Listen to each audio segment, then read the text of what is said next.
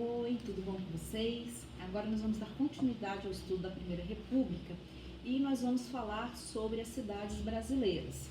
Só que para revisar, nós já falamos do início da República, nós falamos da Constituição, depois nós falamos da política dos governadores, do coronelismo, do voto de cabresto.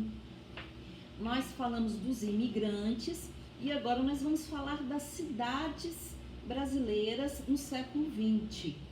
A República e a produção de café vai trazer uma certa modernização, né? E os governadores brasileiros vão começar a empreender uma série de reformas nas capitais, nas grandes cidades brasileiras. Este conteúdo que eu estou falando com vocês, gente, está todo aí na página 44, 45, 46 e 47. Então, nós vamos falar sobre essas reformas que aconteceram nas cidades brasileiras e, em especial, na cidade do Rio de Janeiro, que é a nossa capital, naquele período, a capital do Brasil é o Rio de Janeiro, e aí, inclusive, de reformas públicas importantes que aconteceram, que vai desencadear, inclusive, na revolta da vacina e da expulsão de muitas pessoas, né, de suas casas, tá? Bom, os governadores, eles querem empreender uma série de reformas maiores nas cidades maiores do Brasil.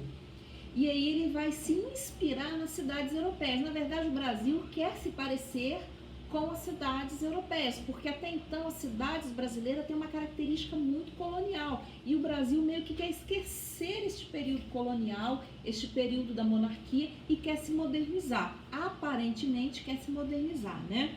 E aí então nós temos a criação de largas avenidas, porque antes era tudo estreitinhos, bondes elétricos. Quem já foi lá na prainha tem um bondinho lá, né? Reformado, né? As pessoas vão lá até tirar foto, vocês devem ir lá depois que passar essa quarentena.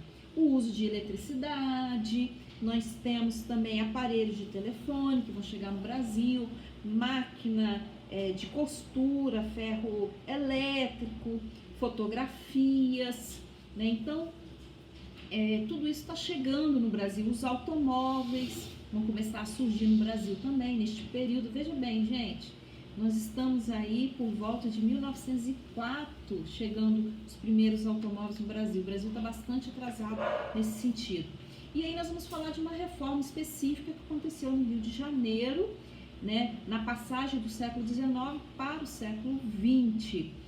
A capital brasileira, ela ficava entre o litoral e a serra, né, era um local assim não muito propício entre morros e lagoas, e a cidade do Rio de Janeiro era muito estreita, era muito suja, não havia saneamento básico, então tinha muita doença, como principalmente a varíola, a malária e a febre amarela.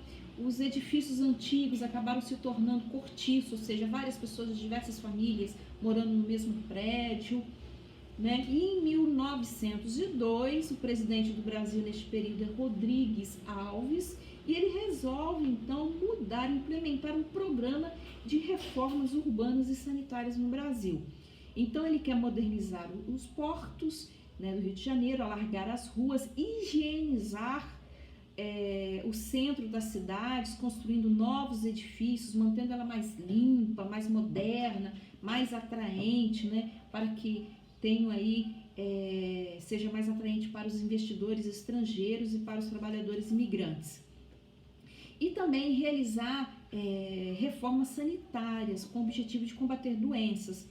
No Rio de Janeiro nós temos o engenheiro Pereira Passos e nós temos o Serviço de Saúde Oswaldo Cruz. E aí nós temos o projeto de regeneração, está lá na página 47 do livro de vocês. Esse projeto de regeneração, ele quer transformar o Brasil numa capital mais moderna, parecida com as capitais nos padrões europeus. Para isso, muito das tradições que eram comuns no Brasil, como a capoeira ou até mesmo as serenatas, vão ser tidas como algo ruim, meio que proibido, né? Então eles querem valorizar a cultura europeia em detrimento da cultura brasileira. E aí nós temos o bota abaixo que vai acontecer, né? O prefeito do Rio de Janeiro é Pereira Passos e ele vai demolir várias vários prédios, várias casas, e as pessoas que moravam nessas casas eram pessoas humildes, pobres, vão ser expulsos sem nenhuma indenização. E aí é que vai construir a Avenida Central, iniciada em 1904, com o objetivo de embelezar a cidade mesmo.